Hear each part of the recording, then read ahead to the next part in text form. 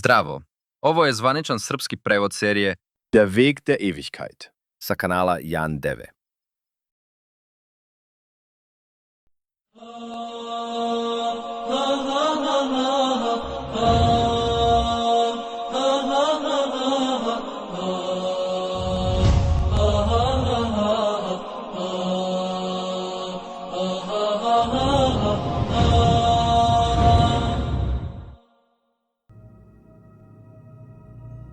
Zdravo svima i hvala svima koji će gledati ovu novu epizodu Put vječnosti. Najpre, želim da vam skrenem pažnju da svako ko čuje informacije u ovoj seriji ima mogućnost da ih proveri. Trebalo bi da sami istražite, bilo na internetu, na zvaničnim sajtovima ili u enciklopedijama kako biste našli dokaze. Dakle, prije nego što počnemo, zamolio bih vas za isto što i u prvom videu, da budete zaista iskreni prema sebi kako biste došli do ispravnog zaključka i ne biste pogrešili. Pre nego što počnemo, uvek se pitajte da li ovo što čujem zaista ima smisla ili se možda radi o laži. Ukratko, trudite se da ne obmanjujete sami sebe, nego da stvarno razmišljate i preispitujete informacije koje vam se predstavljaju. U prvoj epizodi smo vidjeli da slučajnost ne može ništa da stvori i da svaka stvar, ma koliko jednostavno izgledala, mora imati stvoritelja. Govorili smo na primjer o ćelijama, a za one koji su možda još skeptični po pitanju postojanja Boga, želeo bih da se kratko osvrnem na molekule. Uzmimo na primjer molekule proteina. Znate li od čega je sastavljen jedan proteinski molekul? On se sastoji od 5 elemenata: ugljenika, azota, kiseonika, vodonika i sumpora. Uz to, tu su i hiljade atoma koji čine svaki molekul. Sve to se nalazi u jednom jedinom proteinskom molekulu.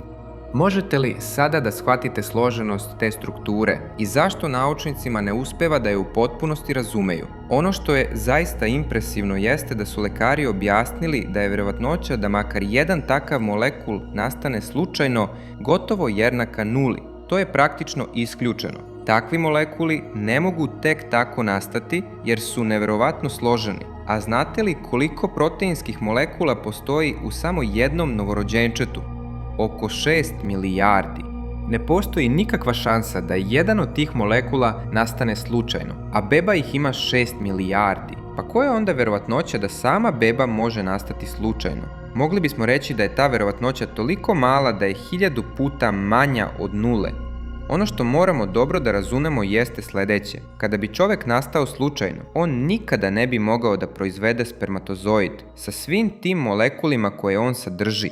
Čovjek je morao od samog početka da bude savršeno stvoren kako bi uopšte mogao da proizvodi funkcionalne spermatozoide. To je ključno za shvatiti. Postoji razlika između običnog spermatozoida i funkcionalnog spermatozoida koji je neophodan da bi se beba pravilno razvila. Spermatozoid mora biti savršeno oblikovan. Kada bi čovjek nastao slučajno, bilo bi nemoguće da proizvede makar jedan jedini funkcionalni spermatozoid. Jer, kao što smo već objasnili, ni jedan jedini molekul u spermatozoidu ne bi mogao da nastane slučajno. Zamislite onda, ceo jedan spermatozoid nikada ne bi mogao da nastane pukim slučajem. Ovdje se postavlja jedno ključno pitanje. Kako je moguće da čovjek svakog dana proizvede hiljade spermatozoida ako je vjerojatnoća da nastane makar jedan jedini slučajno jednaka nuli? Odgovor je jednostavan. Čovjek ne može biti slučajno nastao. Pogotovo zato što mi ništa svesno ne činimo da bismo te spermatozoide proizveli. Oni nastaju sami od sebe, zar ne? Ne moramo ništa da radimo, a to znači da je čovjek od samog početka morao biti savršeno programiran tako da se svaki spermatozoid sam od sebe oblikuje.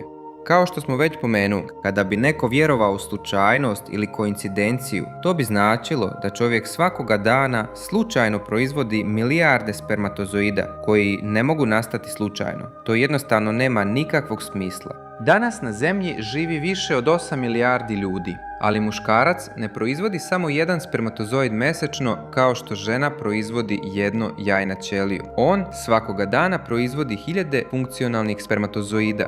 Razmislite. To bi značilo da se u našem tijelu svakodnevno odvijaju milijarde procesa koji ne mogu nastati slučajno. To nikada ne bi moglo nastati slučajno da je čovjek zaista nastao samo slučajno. Jedino logično objašnjenje jeste da je čovjek stvoren od strane inteligentne više sile.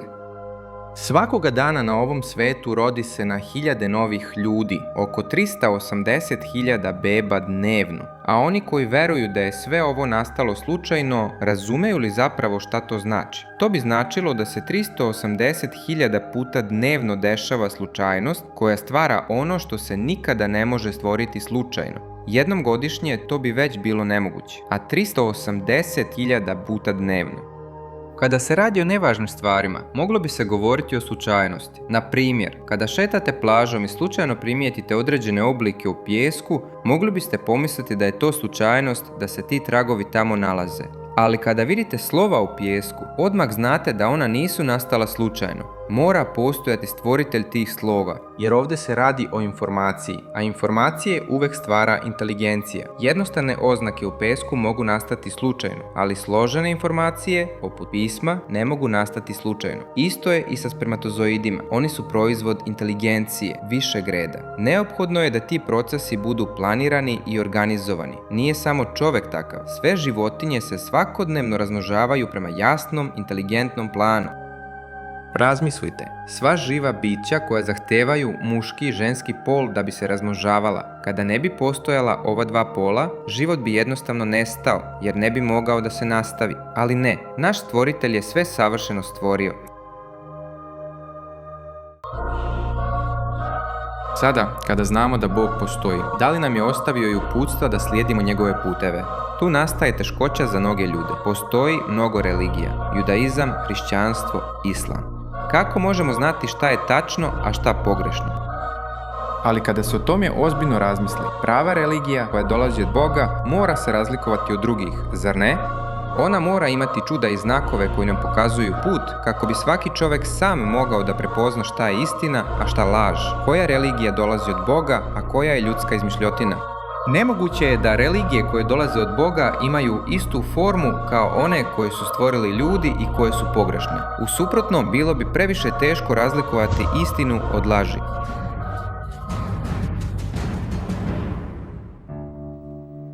Danas ćemo pokušati da objasnimo koji je put zaista Božji. Komplikacija je u tome što svaka religija tvrdi da je istina. Da bismo to razumeli i saznali, moramo pogledati različite svete knjige. Toru, svetu knjigu Jevreja, Bibliju, svetu knjigu hrišćana i Kuran, svetu knjigu muslimara. Ove tri knjige su objavljene hronološki. Prvo je objava došla preko poslanika Mojsija, zatim Biblija preko poslanika Isusa i konačno Kuran objavljen preko poslanika Muhameda. Jevreji veruju da su Isus i Muhamed izmišljotine i da nisu poslanici. Oni se drže Mojsija. Hrišćani s druge strane drže se Isusa i kažu da Muhamed nije pravi poslanik i da je Isus posljednji od Božjih poslanika. Muslimani, međutim, vjeruju da su svi ovi poslanici istiniti. Oni priznaju Mojsija, priznaju Isusa i naravno vjeruju da je Muhamed posljednji poslanik. I to je nešto što mnogi hrišćani ne znaju. Isus je jasno priznat u Kuranu. Kuran čak sadrži celo poglavlje pod imenom Marija, majka Isusa. Ono što zaista upada u oči kada čitate ove knjige jeste da su u osnovi sve iste poruke, samo su neki detalji različiti. Jedini problem je što su Biblija i Tora menjane od strane ljudi. Jedan potiču iz različitih delova, poput evanđelja u Bibliji. Evanđelja, na primjer Matej, Jovan, Marko i Luka, ne govore tačno isto. Ipak, kada razmislimo, Isus je na početku prenosio samo jednu poruku. Kako je onda moguće da sada imamo različite poruke? To jasno pokazuje da su ljudi menjali tekstove jer sada imamo više evanđelja koja se međusobno razlikuju. Ali Bog se nikada ne bi protivurečio samom sebi. Zbog toga je poslat Kuran da se razjasni. Pošto je Kuran posljednja sveta knjiga, mora da ispravi greške prethodnih knjiga. Već 1400 godina Kuran nije izmenjen. Istoričari, bilo da su muslimani ili hrišćani, potvrđuju da je Kuran u svom izvornom obliku ostao nepromenjen. Ovaj Kuran je od svog objavljivanja uvek isti. Neki ljudi su čak pokušavali da dokažu suprotno, poredeći Kurane sa različitih krajeva sveta, ali nema razlika. Ova verzija čini poruku jasnijom i naglašava nepromenljivost Kur'ana u poređenju sa prethodnim spisima. Ali ovaj Kuran je doslovno reč po reč identičan od svog objavljivanja. Muslimani također veruju u Toru i Bibliju, ali samo u njihovom izvornom obliku. Nažalost, originali više ne postoje. Sve te svete knjige su izmijenjene od strane ljudi. Na primjer, danas imamo King James verziju Biblije, kao da je Isus šetao sa King James Biblijom. Ipak, izvorno, sve ove knjige su objavljene od istog Boga. Mnogi ljudi veruju da svaka religija ima svog Boga, ali to je potpuno pogrešno. Postoji samo jedan Bog koji je oduvek postojao i u stvarnosti poruka je uvek ista. Sada želim da vam pokažem gdje ljudi prave greške. Zanimljivo je da većina ljudi zapravo ne zna šta te knjige zaista znače. Na primjer, hrišćani kažu da slede Bibliju, zar ne? Ipak, oni jedu svinjsko meso i piju alkohol, iako Biblija to izričito zabranjuje. U Bibliji je zabranjeno piti alkohol i jesti svinjsko meso. Kako onda mogu tvrditi da slijede Bibliju dok njihova sopstvena knjiga to zabranjuje? I nije to samo u jednom slučaju. Ovakvih propisa ima više puta. Biblija jasno navodi koje meso smeju da jedu, a koje ne. Evo nekoliko primjera. U Bibliji u 3. Mojsijevoj knjizi Levitski zakonik, poglavlje 14, stih 8 piše: nećete jesti svinjsko meso. Također, u 3. Mojsijevoj knjizi Levitski zakonik 11, 7-8 stoji: svinja, iako ima prstohvate, ali ne preživa, neka vam bude nečista. Ne smete jesti njeno meso i ne smete dodirivati njene lešine, one su vam nečiste. U Izaiji, poglavlje 66, stih 17 piše: ko jede svinjsko meso, propadaće. Postoji još mnogo drugih mjesta u Bibliji koje obrađuju istu temu. Dakle, jasno je da je jedenje svinjskog mesa zabranjeno i da se smatra nečistim. Za one koji veruju da Novozavet dopušta meso, to je pogrešna interpretacija. Evo dokaza. Mnogi hrišćani se pozivaju na Matej 15, stih 11, gdje Isus kaže: nije ono što ulazi u usta čovjeka što ga čini nečistim, već ono što izlazi iz usta, to čini čovjeka nečistim. Ali treba razumjeti celokupno značenje stiha da bi se kontekst pravilno shvatio. Ako nastavimo dalje i pogledamo stihove 18 do 20 u Mateju 15, vidimo da Isus objašnjava: ono što izlazi iz usta dolazi iz srca i to čini čoveka nečistim, jer iz srca izlaze zle misli, ubistva, preljuba, blud, krađa, lažni svedoci, ogovaranje. Ovi stihovi jasno pokazuju da nije jedenje određenih namirnica ono što čoveka čini nečistim, već loše misli i grešna dela koja izlaze iz čovekovog srca. Evo stvari koje onečišćuju čovjeka. Ali jesti bez da se opereš ruke ne onečišćuje čovjeka. Isus objašnjava da ako se ne opereš ruke pre jela, to ne onečišćuje čovjeka. To znači da ako jedeš dozvoljenu hranu bez pranja ruku, ta hrana ne postaje nedozvoljena. Ali nigde to ne daje dozvolu da se jede nečisto meso. Ni u jednom trenutku Isus ne govori o onome što je čisto ili nečisto, jer da jeste, jasno bi rekao da su sve životinje koje su bile zabranjene sada dozvoljene. Međutim, nijednom Isus nije izjavio nešto takvo. Još jedan jasan dokaz nalazi se u Novom Zavetu. U Delima apostolskim 10, stih 14, Petar kaže: Bože moj, nikada nisam jeo ništa nečisto. To pokazuje da su čak i posle vremena Isusa postojale namirnice koje se i dalje smatraju nečistim čak i nakon njegovog vaskrsenja. To znači da Isus nije menjao pravila Starog Zaveta. Evo još jednog dokaza. U Evanđelju po Mataju, poglavlje 5, stihovi 17 do 20, Isus kaže da nije došao da ukine zakone poslanika, već da ih ispuni. Zaista vam kažem, dokle god nebo i zemlja postoje, nijedno slovo zakona neće nestati dok se sve ne ispuni. A ko odbaci i najmanju od tih zapovesti i naučava druge da isto čine, bit će najmanji u kraljevstvu nebeskom. Dakle, Isus jasno kaže da ne smete odbacivati ni jednu zapovest Starog Zaveta i poslanika Mojsija. On nije došao da odbaci zakone poslanika, već da ih ispuni. Zbog toga svinjsko meso ostaje zabranjeno. Također, konzumacija alkohola koja se pominje i u Starom i u Novom Zavetu je zabranjena. Na primjer, Levitski zakonik 10 stih 9: ne smeš piti ni vino, ni druga opijajuća pića. Knjiga Brojeva 6 stih 3: neka se suzdržava od vina i svakoga opojnog pića. 5. Mojsijeva 29 stih 6: ne smiješ piti vino ni druga opijajuća pića, da bi znao da sam ja Gospod Bog tvoj. Sudija 13 stih 4. Zato se čuvaj, ne pij vino ni jaka pića i ne jedi ništa nečisto. Mudre izreke 23 stih 20. Ne budi među pijancama vina. U Evanđelju po Luki 1.15 piše da će Jovan Krstitelj biti veliki pred Gospodom, jer neće piti ni vino, ni druga opijajuća pića. Greh se uvek jasno naziva grehom, a opisuje posljedice poput incesta, silovanja, zločina i drugih zala. Kako onda hrišćani ipak mogu piti takve stvari? Ako hrišćani zaista slede Isusova učenja i smatraju Bibliju svojim vodičem, onda bi morali postupati slično kao muslimani, jer Biblija zabranjuje i svinjsko meso i alkohol.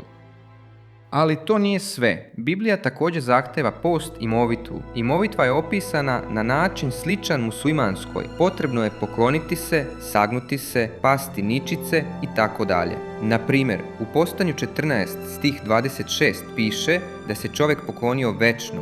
Ili u Mateju 26 stih 39 piše da je Isus pao ničice, molio se i rekao. To je potpuno jasno, ali ista sličnih primjera je mnogo duža. Šta je još potrebno da bi se shvatilo da je poruka od samog početka uvek bila ista? Moramo se pokloniti, moliti, postiti i tako dalje.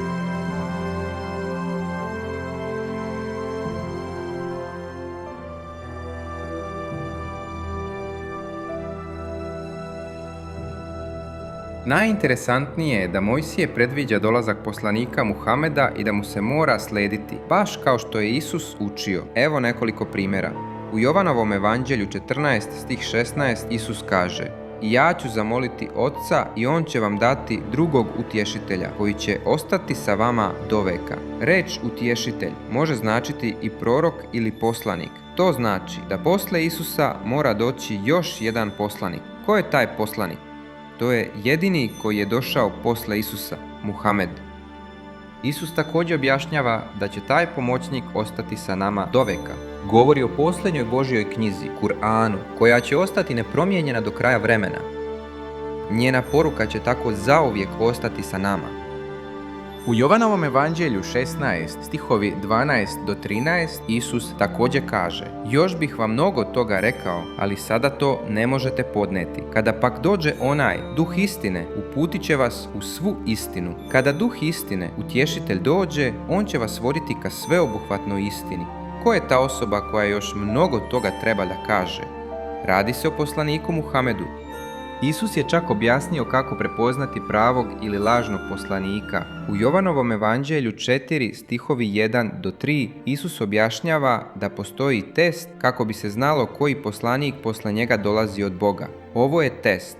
Draga braćo i sestre, ne verujte svakom duhu, već ispitujte duhove da vidite da li su od Boga, jer je mnogo lažnih poslanika izašlo u svet. Po tome ćete prepoznati Duha Božijeg. Svaki duh koji priznaje da je Isus Hristos došao u telu, taj je od Boga, a svaki duh koji ne priznaje Isusa nije od Boga. Dakle, svaki poslanik koji dođe posle Isusa i kaže da Isus nije Božji poslanik, bit će lažni poslanik.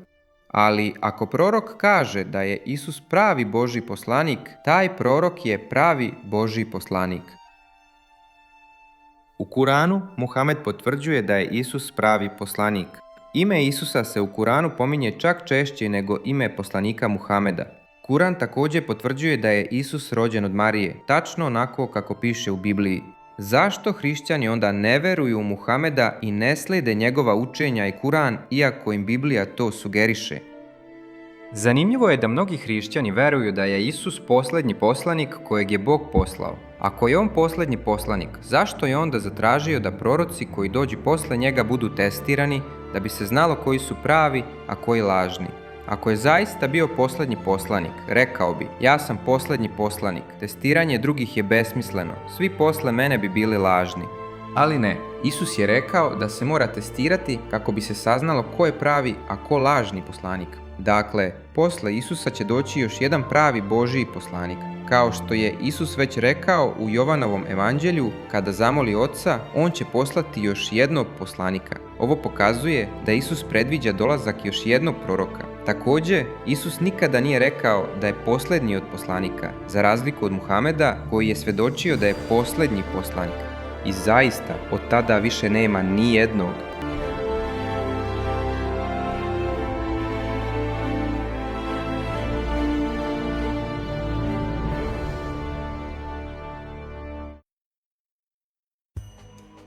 Za kraj želimo da pokažemo da Kur'an dolazi od Boga. Kao što smo već rekli, ako Kur'an dolazi od Boga, mora sadržati čuda. Kada čitate Kur'an, primetit ćete da sadrži informacije koje pre 1400 godina nisu bile poznate.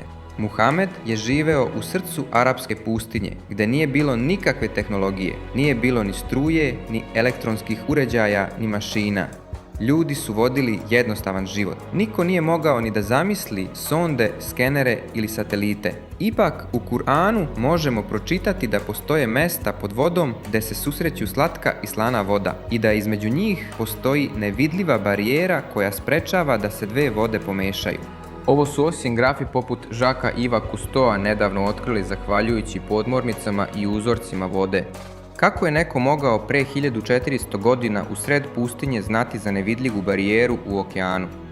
U Kuranu također stoji da se univerzum stalno širi. Tek 1920. godine, zahvaljujući veoma preciznim instrumentima poput moćnih teleskopa, naučnici su otkrili da se univerzum zaista stalno širi.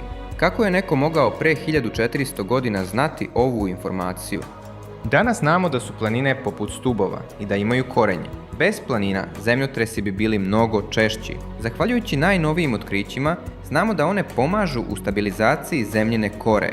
Ko bi pre 1400 godina mogao znati da su planine ukorenjene kao stubovi i da služe za stabilizaciju zemljine kore? U Kuranu stoji da je Bog stvorio 7 nebesa i zemlju u istom broju, odnosno 7. Danas, zahvaljujući sondama koje se spuštaju ispod zemlje, znamo da zemlja ima 7 slojeva. Unutrašnje jezgro je čvrsto, spoljno jezgro je tečno, zatim slede donji plašt, srednji plašt, gornji plašt i na kraju litosfera. Ko pre 1400 godina mogao je znati da zemlja ima 7 slojeva? Bilo bi nemoguće saznati to bez moderne tehnologije. U Kuranu se također pominje da biljke imaju pol, muški i ženski. Otkriće polnosti biljaka pripisuje se Rudolfu Jakobu Camerariusu između 1660. i 1720. godine. Kuran korak po korak objašnjava embriologiju, odnosno kako se dete razvija u majčinoj utrobi. Profesor Ketmur, dobitnik Nobelove nagrade za embriologiju u Kanadi, potvrdio je da je ovo opisano tačno onako kako je napisano u Kuranu. On je također potvrdio da ove spoznaje pre 1400 godina nisu mogle biti poznate i da su te informacije otkrivene od nečega višeg, kao što je Bog. Jedan primjer. Kuran objašnjava da fetus u određenom trenutku ima oblik poput pijavice. Kada pogledamo slike sa skenera, vidimo da fetus zaista izgleda poput pijavice i da se priključuje na zid materice slično kao pijavica. Reč koja najbolje opisuje ovu pojavu je pijavica. Može se vidjeti kako kuranski stihovi savršeno odgovaraju današnjoj nauci. Da bismo saznali ove činjenice, morali smo čekati tehnologije poput skenera i kamera. Ko je pre 1400 godina mogao razumeti razvoj embriologije? Za one koji misle da je Kuran samo kopirao znanje određenih civilizacija, treba znati da su mnogi ljudi tada i pored nekih tačnih opažanja pravili mnogo grešaka. Nemoguće je da Kuran preuzme tačne informacije iz lažnih izvora. Primjer, ako loš učenik prepisuje od dobrog učenika koji ima 17 od 20 poena, da li će loš učenik dobiti 20 od 20? Naravno da ne, jer će prepisati i dobre i loše odgovore, pa će i on dobiti 17 od 20. Dakle, ako je Kur'an navodno kopirao znanje civilizacija, kako je moguće da izlaže istinu iz lažnih informacija? Osim toga, te civilizacije su imale samo pretpostavke, dok Muhamed potvrđuje da je siguran u sve što prenosi. Kur'an sadrži više od 500 stihova koji se odnose na nauku i oni su bez grešaka i kontradikcija. Današnja tehnologija nije dokazala suprotno, već je potvrdila da su svi naučni stihovi u Kur'anu tačni. U Kur'anu se također kaže da mravi govore. Ovo je potvrđeno 2009. godine uz pomoć jakog mikrofona. Čovjek ne može čuti zvuke mrava običnim uhom. Danas znamo da je u većini zemalja zabranjeno prekidanje trudnoće nakon 3 do 4 mjeseca, jer nauka tvrdi da nakon 4 mjeseca beba počinje da živi i da je to smatrano zločinom. U islamu stoji da Bog udahne dušu u telo bebe posle 120 dana, to jest nakon 4 meseca. Ovo se poklapa sa naučnim saznanjima koja pokazuju da u tom periodu počinju znaci života bebe. Da bismo ovo znali, morali smo čekati razvoj skenera, MRI uređaja i minijaturnih kamera. Ko je pre 1400 godina znao da beba počinje da živi tek nakon 4 meseca? Danas znamo da je svemir na početku bio jedna jedina masa koja je eksplodirala, što danas nazivamo velikim praskom. Big Bang je otkriven u 20. stoljeću veku, a Kuran potiče iz 7. veka. Ipak, Big Bang je opisan u Kuranu. Kuran također navodi da ženke pčela skupljaju polen sa cvetova. Zašto Kuran govori samo o ženkama pčelama, a ne o mužjacima? Nauka je otkrila da ženke pčela imaju organe koje mužjaci nemaju i da mužjaci nisu u stanju da sakupljaju polen. Dakle, ko je pre 1400 godina mogao znati da mužjaci pčela nemaju organe za sakupljanje polena? Ranije su ljudi verovali da je Zemlja ravna. Tek 1577. godine Francis Drake je pokazao da je svet okrugao. Kuran, međutim, oko 1000 godina ranije već kaže da je Zemlja okrugla, ali to nije sve. Na primjer, Kuran kaže da Zemlja izgleda poput jajeta, ali ne bilo kakvog jajeta, već jaja nojke. Ako pogledate jaje nojke, vidjet ćete da ono nije potpuno okruglo, već je spljošteno na vrhu i dnu. Ovo jaje ima geosferni oblik, a danas znamo da Zemlja također nije potpuno okrugla, već je spljoštena na polovima i također ima geosferni oblik. Ko je pre 1400 godina mogao znati da je planeta Zemlja geosferna? Moralo se čekati na satelite da bi se Zemlja napustila i to uočilo. Budimo iskreni, ko je pre više od 1000 godina mogao izneti sve ove tvrdnje bez tehnologije? Zamislite u to vreme. Imajte na umu da sam naveo samo nekoliko primjera. Kuran sadrži više od 500 stihova koji govore o nauci, bez grešaka. On govori o astronomiji, biologiji, fizici, geologiji i mnogim drugim oblastima. Ali to nije sve. Kuran sadrži ne samo naučna čuda, već i jezička i numerička čuda. Na primjer, reč more pojavljuje se 32 puta u Kur'anu, a reč zemlja pojavljuje se 13 puta. Ako saberemo 13 plus 32 dobijemo 45. Ako se ovo izrazi u procentima, 32 puta reč more od ukupno 45 stihova daje 71%. I upravo je to procenat koji more pokriva na površini zemlje. More pokriva 71% površine planete, a 13 kroz 45 daje 29%, što tačno odgovara procentu koji Zemlja zauzima na površini planete. Da li zaista mislite da je ovo slučajnost? Reč raj pojavljuje se 77 puta i pogodite šta? Reč pakao pojavljuje se također 77 puta. Reč vera pojavljuje se 25 puta, a reč neverstvo pojavljuje se 25 puta. Reč dunja, što znači svet na zemlji, pojavljuje se 115 puta, dok ahiret, što znači onostrani svet, također 115 puta. Reč anđel pojavljuje se 88 puta. Reč đavo također 88 puta. Muškarci 23 puta, žene 23 puta. Život 145 puta, smrt 145 puta, dobra dela 167 puta, a grehovi također 167 puta. 7 nebesa pojavljuje se 7 puta. I ovo su samo neki primjeri, ima ih još mnogo.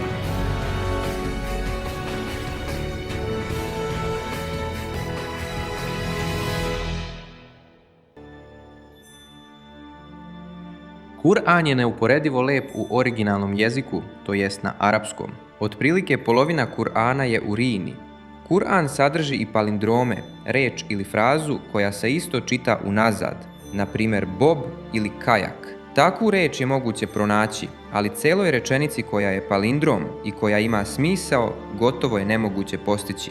Kur'an međutim sadrži celo palindromske rečenice, a ti stihovi imaju duboko značenje.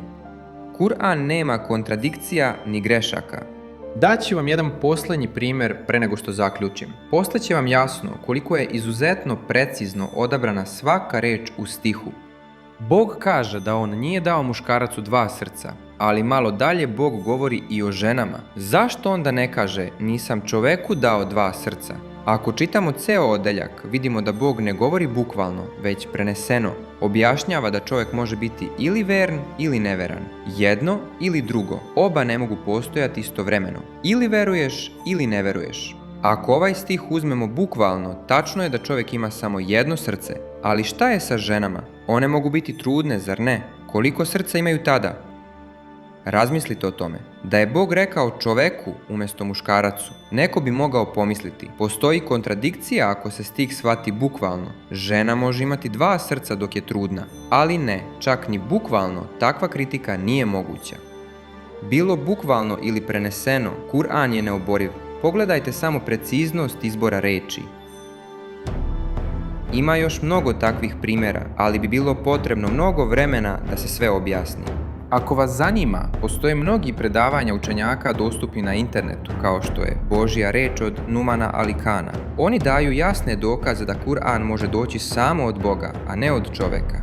Kako to da današnja najnaprednija tehnologija ne može stvoriti ni jedno jedino živo biće, ni životinju, ni biljku? Ono što je Bog stvorio, mi ne možemo da imitiramo.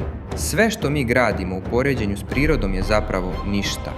Bog kaže u Kur'anu, za one koji traže dokaze, pogledajte oko sebe, pogledajte prirodu, čoveka, vodu, sunce. Tu su dokazi za one koji razmišljaju. Dokazi za one koji razmišljaju.